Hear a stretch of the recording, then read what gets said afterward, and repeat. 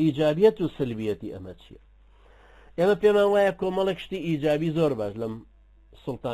سڵتان عەبدولحەمید و ئەم سوارچاکانەی حەمیدیە دروست بوو هاتە پێش یەکێک لەوانە اعتیبارێکی باش گەڕایەوە بۆ کوردەکان بە شێوەیەکی گشتی و بۆ قیادەکانیشیان بە شێوەیەکی تایبەتی قیادەکانیان کە ئێهمال کرابوون لە پێش سڵتان عەبدولحەمید و بە تایبەتی لە دوای سڵتان مەحموودی دووەمەوە کە مەرکەزیەتێکی زۆری بۆ ئەستانە دروستە کردەوە و ئیمارەتەکان هەمووی ڕووخابوون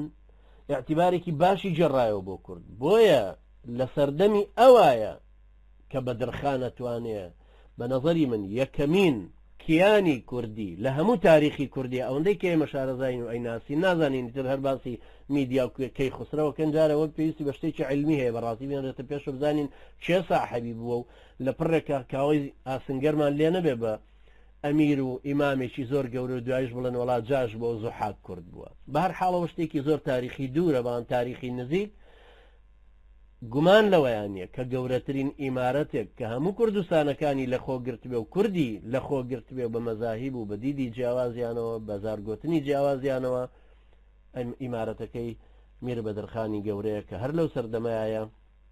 کە سڵتان عەبدولحەمیدە یان تەمهیدە بۆ هاتنی سڵتان عەبدولحەمید و ئەو کاریگەریەی کە لەسەر ئەو واقعە هەبوو کەوابوو یەکێک لە صیفەتی ئیجابی ئەوەیە کە اعتیبارێکی باش بۆ کوردەکان گەڕانەوە بۆیە تەنانەت هەندێک بە سڵتان عەبدولحەمید یانەوت کە بابی کوردانە بەڵام ئەوەیە کە وەختێک کە باسی یەکرێتەوە کە دژ بە ئەو کەسێک کە ناحەزیەتی دژی باسی کات و یا باسی و کوردانە کاتەوە کوردەکان بە جێلەداتە قەڵەم و سڵتان عەبدولحەمیدیش بە دیکتاتۆرێکی متعاصب ئەداتە قەڵام بەڵام لە کاتێکا ئەبینین کە خەڵکانێکی غەیری ئەم ساحب سەبق الئەفکارانە کە حکمە دەنەوە غەیری ئەم عەلمانیەتە کوردیان یا کۆمۆنیستەکان یا قەیسەریە کۆنەکان تەماشاکەینەوە یەکێکی وەکو پرۆفیسۆر فان برۆنسن کە یەکێکە لەو باحیسانەی کتێبێکی نووسیوە لەسەر سڵتان عەبدولحەمید هەر بە ناوی لایف ئۆف عەبدولحەمید لە نیویۆرک چاپ کراوە لە ساڵی 1973 لە لاپەڕە 226 دەقەکەی بەم شێوەیە ئەڵێ کە خۆی تەبعاً چوو بۆ منطقەی کوردیەکان وە گەڕاوە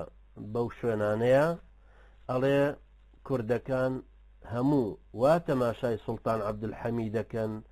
وەکو باوچێکی خاوەن سۆز حتى ئەو عیبارەتە بە ئینگلیزی ئەو هێناوێتەوە کە لە قەوسە دایناوە نووسراوە بابی کوردان بە ئینگلیزەکەش عیبارەتەکەی بەو شێوە نەقڵ کردەوە بابی کوردان خستێتە قەوسەوە تەماشاکەین یعنی ئەوان لەو سەردەمەیە معقولیش نییە میلەتێکی زۆری وەکو کورد لەو سەردەمەیە ئەم خەڵکە هەمووی هەر جێل بوو بێ و هەر هەڵخەڵەتێن ڕابێ و بە سادەی ڕووی کردبێتە سڵتان عەبدولحەمید و کردبێتیان بە بابی کوردان ئەگەر لە حەقیقەتیشە بابی کوردان نەبوو بێ لەبەرەوە بەڕاستی زۆر ضروریە سەر لە نوێ ئیعادەی نەزەری ئەو جۆرەشتانە بکرێتەوە بۆی سەرمان لێ تێک نەدەنەوە لە هێنانە پێشەوە و لێکۆڵینەوەی مێژووی نزیکی کوردیمانە هەروەها ئەو قیادە کوردیانەی کەوا هاتنە پێشەوە دروست بوون نەک هەر ئەمیرەکان کە باسمان کردوون زۆر جار ئەو قیادانەی تر کە هاتنە پێشەوە ڕۆڵێکی گەوریان بینی لە ئیدارەی دەوڵەتی عوسمانی لە نوێنەرایەتی دەوڵەتی عوسمانی لە فەرماندەیەتی دەوڵەتی عوسمانی یعنی یەکێکی وەکو مستەفا پاشای میران شوێنی میر بەدرخانی گەورەی گرتبەوە لە بۆتان طبعا کە هەر لە ژێر باڵی سڵتان عەبدولحەمیدایە یان ئیبراهیم پاشای وەلی کە وتم دایکی شەمەریە 20,000 سوارچاکی حەمیدی لەبەردەستا بوو یعنی ئەمە دلیلە لەسەر ئەوەی کە سڵتان عەبدولحەمید متمانەیەکی کاملی بە تەکید بە کوردەکان هەبووە بۆیەوە باسی کردوون و بۆیە ئەوەندەش لە خۆی نزیک کردوونەتەوە وە قووەتی عەسکەریشی پێبەخشیون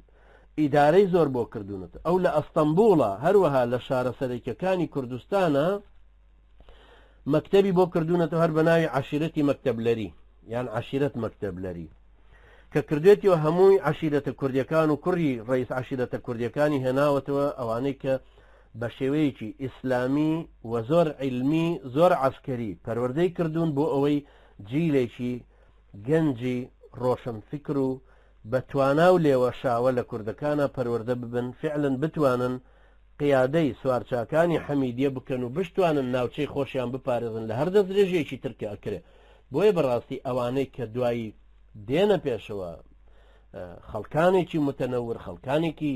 چاوکراوە و لێ هاتوو، ئەمیری بەقووت، فەرماندەی بەقووت، قائیدی عەسکەری یان سیاسەت مەدار یان ڕۆشن فکرانی ترکە هەر لەسەر ئەساسی دینەکەشەوە دێن. مستەفا پاشایە، مەبەستم میران، مستەفا پاشای میرانە، ئیبراهیم پاشایە، یان ئەوانەی ترکە لە شۆڕشەکانی دوایی تریشە کە شێخ سەعیدی بەرزنجی لە ساڵی 1990 شۆڕشەکە، یان شۆڕشی مەلا سەلیم لە خێزان، یان شۆڕشی ئیبراهیم پاشا هەر لەو ساڵەیە لە 1990 کە کردویانە، هەمووی لە پێناوی هێنانەوەی خلافەتی ئیسلامیە دوای ئەوەی کە ئینقلابەکەی بەسەرا کرێ. حتا ساڵی 1925 وەکوتم کە شێخ سەعیدی پیران ڕەحمەتی خوای لێبێ کە حرەکەتێکی جیهادی بەردەوامەکە، فەڕەنسیەکان لە شامەوە بە 8 کەتیبە پشتی مستەفا کەمالە گرن و شۆڕشی تورکی، پشتی جێشی تورکی ئەگرن بۆ ئەوەی هێرش بێنێتە سەر شێخ سەعیدی پیران و شۆڕشەکەی. و بەڕاستی ئەویش یەکێکە لەوەی کە هەموو ئەوانە هەدەفیانەوە بووە کە خلافەتی ئیسلامی بپارێزن، فکرەی خلافەتەکەیان پێ قبول بووە، سوڵتان عەبدولحەمیدیان بە بابی کوردانی خۆیان حساب کردووە. و یەکێکی وەکو پرۆفیسۆر ڕۆبرت ئۆلسن کە ئەویش کتێبێکی نووسیوە بە ناوی ناشنالیزم ئەند شێخ سەعید بە ئینگلیزیە، ئەویش لە لاپەڕە 32 ئەم عیبارەتە ئەڵێ لیواکانی حەمیدیە یان سوارچاکانی حەمیدیە و ئەو مەدرسانەش کە تابعی ئەو سوارچاکانە بوون چیان بە کورد بەخشی؟ ئەڵێ سەرکردایەتیەکی سیاسی و فەرماندەیەکی لێوەشاوەی عەسکەری بەخشی بە کوردەکان، یعنی کوردەکانی گەیاندە ئاستێکی تر بەو شێوەیە. یعنی معنای وایە سوڵتان عەبدولحەمید ئەوەی مەبەست نەبووە کە بێ بەکاریان بێنێ بۆ شەڕێک و دوای کۆتاییان پێبێنێت، چونکە ئەگەر تێ بفکرین لەوەی مدەی خزمەتکردنی ئەمانە هەیان بێ 23 ساڵ لە خزمەتا بمێنێتەوە و ئەو هەموو مەدرسەیان بۆ بکرێتەوە کە تایە پەروەردە بکرێن، معنای وایە ئامادەکردنێکە بۆ قیاداتێکی سیاسی، بۆ فەرماندەیەکی عەسکەری کە بەڕاستی هەمویان توانیویانە و فعلەن لێوە شاوەش بوون و کارتێکردنێکی باشیشیان لەسەری هەبووە. کەوابوو ئێمە کە دەینە سەر ئەوەی ئەڵین سوڵتان عەبدولحەمید تەسیراتێکی هەبووە و هەروەها سوارچاکانی حەمیدیەی کە دروست کردووە، ئێمە باوەڕمان وایە بەو دید و تێڕوانینە ئیسلامیەی خۆمان ئێستا هەمانە ئەوەی تەحلیلی پێشووی پێەکەینەوە، ئەو دوکمنتانەی تازە کەوتونەتە بەردەست و بڵاوەکرێنەوە ئێستا یا بڵاوە بنەوە یان ئەشێ دەستمان بکەوێتەوە سەر لە نوێ کە ئیعادە نەزەرێکەکەینەوە سەیرەکەینەوە وەکو خەتێکی استراتیژی گەورە. ئەم کوردانەی ئێمە لە مەدای 100 ساڵە بەم بزوتنەوە قەومیە عەلەمانیە لە ناوچەکانی دەوروبەری خۆیان هەمووی دابڕراون، هەمووی لێکراونەتەوە بۆ ئەوی ببن بە گورزی دەستی ئیمپریالیستی دەرێ، ببن بە حیسانی تەڕوادە، بە ئەسپەکەی تەڕوادە. دوژمنان لە ناو سینەی ئەمانە هەموو میکرۆبێکی فکری و پلانێکی عەسکەری و سیاسی خۆیان بهێنە ناوچەکەوە و کورد ئامادە بکەن بۆ ئەوی بەگژی تورکیا بکەنەوە، بەگژی فارسیا بکەنەوە، بەگژی عەرەبیا بکەنەوە، لە جیاتی ئەوەی کە شتێکی استراتیژی وەربگرن. بۆیە ئەوەندەش کە باسیەکەنەوە کوردی پێ ئەکوتن، هەر قسەیە کە ئەکرێڵن بەڵێ فورسانی حەمیدیە بریتە لە خوێن ڕێژەکانی کە ئەرمەنیان کوشتووە، بەڵام بێ ئەوەی کەس تەماشا بکاتەوە کە ئایا ئەرمەنیەکانیش چەندیان لە کوردەکان کوشتووە، کە بەڕاستی زۆر بەداخەوە حتایەکێکی وەکو کەمال مەزهەر یەکێ لەو حادیسانی کە نەقڵیەکە لە مەزدەرێکی ئیتالی، هەر نووسێتی لە دیبلۆماسیەکی ئیتالی لە حەلەبەوە، ئەنجا بە مەزدەری مەجهول لە کتابەوە نەقلێکا لە کتێبێکەوە کە چۆن مەلایەک هاتووە لە ئورفە مناڵێکی ئەرمەنی سەر بڕیوە بۆی خەڵکانێکی تریش پەلاماریان بدەنەوە و سەریان ببڕنەوە، بەڵام لە هەمان کاتە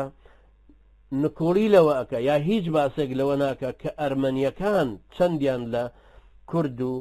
لە ئەهلی ئیسلام لەو ناوچەیە کوشتووە. تەنانەت ئێستا دۆکۆمنتەکان دەرەکەونەوە وەکو لە کتێبی هیستۆری ئۆف ئۆتۆمانی ئیمپێر لە لاپەڕە 202 بۆ 203 باسەکە کابرا نووسەرەکەی ئەمریکیە ناوی ستیفان شۆیە، باسەکە کە چۆن 600,000 کوردی مسلمان بەدەستی ئەرمەنیەکان لەو ناوچەیە کوژراون. باشە بۆ 300,000 ئەرمەنیەکان دیارن کاکی عەلمانی کاچی بێدین بۆچی 600,000 خوێنەکەی خۆت دیارنین لەبەرەوەی ئەهلی ئیسلام بوون لەبەرەوەی لە سەردەمانێکا بوون کە هێشتا حرەکەتی علمانی نەیتوانی بۆ خۆی بگرێ ئەوانەی کە لەسەر دەستی هاجناق و داشناقا کوژدان کە ئەرمەنی بوون هاجناق لە ساڵی 1986 دروست بوو هەر وەکو هاگاناوا بوو منەظەمەی هاگانا و شتیرن کە مەناحیم بێگن و جەماعەتەکەی دروستیان کردبوو بۆ مسلمان کوشتن لە ئیسرائیل لە فەڵەستین هاتنە سەر مسلمانەکان هاگانا و شتیرن و ئەو گروپە خوێن ڕێژانەی جوولەکە هاجناقیش لە ساڵی 1986 دروست بوو داشناقی لە 1990 هەمووی مەشقکردنەکانیان لە ئەرمینیا بوو لە لای ڕووس بوو و ئەو هێزانەی کە وەکو قەوازقیان پێوترا هی ئەرمەنی ئەهاتنە سەر کوردەکان دەیەکانیان نەسووتانن یانیان کوشتن بۆ ئەوەی ڕەتفعلی کوردەکانیش حساب بکرێتەوە بیل مقابل ببێ بە هەڵایەکی گەورە لە ئەوروپایە هەتا وەکو ئەوروپا زەخت بخاتەوە سەر دەوڵەتی عوسمانی و ئیمتیازاتێکی زۆرتر بدرێتەوە بە ئەرمەنیەکان.